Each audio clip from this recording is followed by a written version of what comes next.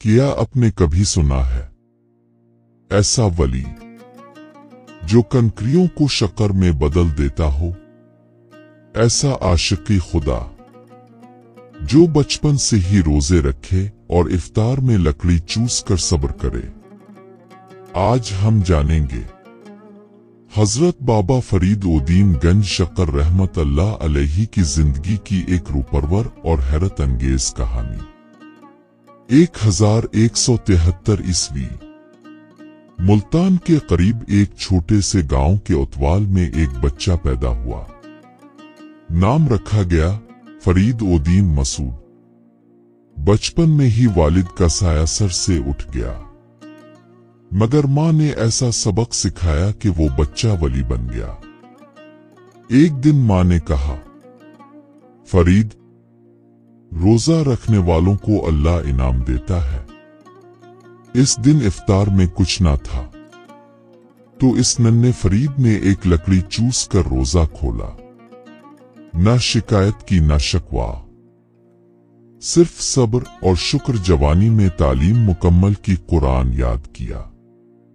फिर दहली पहुंचे जहां हजरत कुतुबुद्दीन बख्तियार काकी रहमत अल्लाह अलैहि से बैत की। चिश्तिया सिलसिले में शामिल हुए।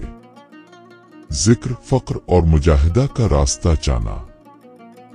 कई साल तन्हाई, जंगल और अल्लाह के जिक्र में गुजारे। एक दिन एक शख्स ने मजाक में कहा, तुम्हें गंज शक्कर कहते हैं, कहाँ है तुम्हारी शक्कर? हजरत बाबा फरीद मुस्कुराए, जमीन से चंद कंकरियां उठाईं और उसके हाथ में रख दें।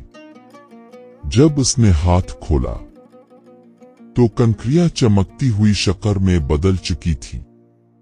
वो शख्स लरज गया, आंखों से आंसू बहने लगे और वही मुरीद बन गया। हजरत बाबा फरीद ने अपनी जिंदगी के आखिरी दिन पाकपतन शरीफ में गुजारे।